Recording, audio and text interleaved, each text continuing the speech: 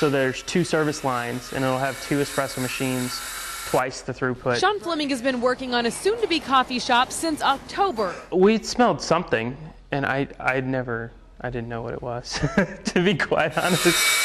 And since then, he says his crew has smelled a little more than the daily grind. Other people kind of said, that smells like marijuana. That's because police say just above Sean's business, someone has been growing nearly 200 marijuana plants. You can imagine that a small apartment with a lot of plants in it is kind of an interesting scene. They're not sure how long it's been growing. I wouldn't have guessed it. But there was quite a setup. Police found lights, air filtering equipment. And he actually had all the windows open, too. And some very mature buds. Somebody's been coming back and forth. Whether or not someone's living there, at this time it's not clear. Police are loading up and heading out. Good timing for Fleming, just weeks before his business opens. It was a big concern, because once people started telling us that it smelled like pot, we don't want people coming into our business and smelling that. It was midnight when this Fordland home went dark, and 12 hours later, we've kind of gotten used to being without no power. But Tom Evans is warmed by his smoldering fire. Oh, yeah. And the lessons learned from last year's ice storm. We had no generator, no nothing. When we moved over here, we got a generator. She's up there with the door closed. To power all Evans needs on a day off. I like to watch these old westerns because I can see all them horses on there. But the horses on screen aren't enough to keep him out of the cold. It's kind of slick. Evans has to power up. Rowdy, come on. The horses out back. Come on, big boy. Come on. These members of Evans' immediate family have found the ice just as unsettling. Says, hi. Got anything to eat? From head to hoof. Got ice on his eyebrows. Oh, they all have shoes on. I keep shoes on them. But all they need is extra food and water. Don't have nothing to eat. What Evans needs. Uh-oh. Hear him? Another big limb fell off. Is for his branches to stay put. This wind kicks up, and that's when there'll be more fall when the wind comes up. Fortunately, at Evans' house, there aren't any trees near the power line, so no branches were here to take it down. He believes the power outage is from a main line break in the Webster County electrical system. He's hoping to have lights back on by tonight. If not, then I'll make it a priority to get a hold of them and find out when. And with the roads nearby getting some attention, Evans is sure it's a matter of time. I hear another generator over there. And until then, a matter of storm experience. You got to be prepared. All right, let's ride. Men wearing white jumpsuits aren't used to being welcomed in many places. All right, y'all drop that off in the pile. In the position that we're in, you know, and to come out here and people be supportive of us is a good feeling. This is inmate Kevin Brassel's 5th day on the job. And he says there's no place he'd rather be. A little bit of freedom, you know, and kind of help the public. And no one else those hit by the tornado would rather see. Yes, there was all kinds of stuff piled here, and they hauled it all out, and it looks very nice compared to what it was. Lois Chapman's mobile home is one of just a few still standing. Broken windows. There was a carport on my roof, which is damaged.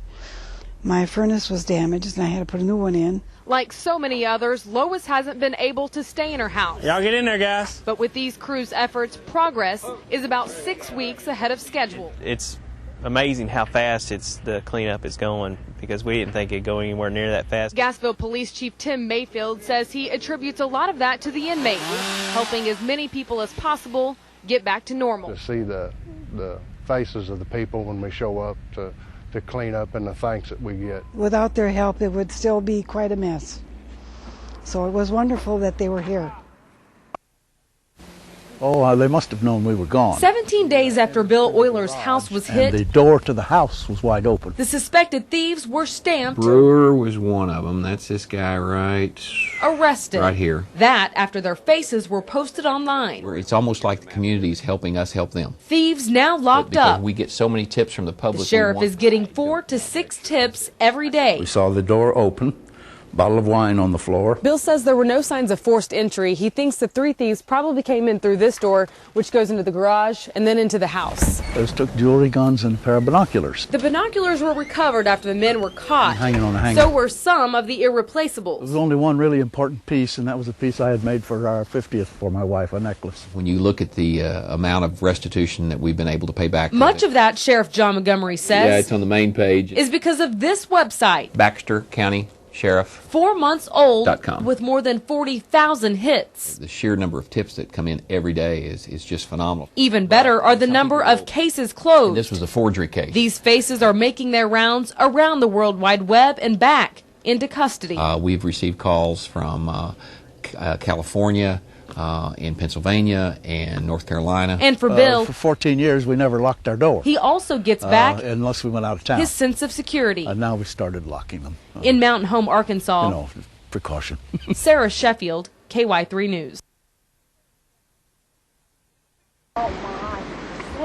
If a picture's worth 1,000 words, then the view from the Crotts' front yard is priceless. Empire Electric, however, says it has a price. 9 acres of our land for a substation. Lynn and Billy Crotts have called this peaceful valley on the banks of the Finley River home for over 4 decades.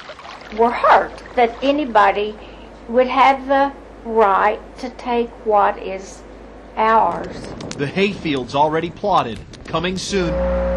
Metal boxes, poles, and wires. We worked all our lives to accumulate this land and to leave it to our children, and then they want to take it for monetary gain. One daughter has already built a home on the farm, and the proposed substation would be directly out her front door. Just across the road there.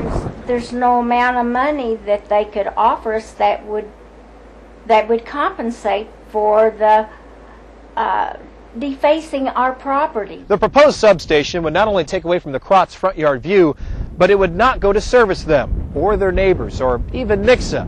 This substation would actually go 6 miles down the line into Ozark, as Empire tries to tap into a growing community. We're setting up here. The family understands Electric has to get into growing areas and will concede 9 acres of their 140-acre farm, just not in their front yard. We offered them alternate sites for the substation, which is still on their farm, and they rejected that out of hand within about 2 days without any consideration whatsoever. In a November 2007 letter, Empire attorneys claim thanks to severe terrain, the alternative locations would be a significant expense in order to make it suitable for a substation. That will be a complete eyesore. The Crotts believe Empire is looking to save money, taking platted land next to a paved road. That's right. In Nixa, Chad Pline, KY3 News.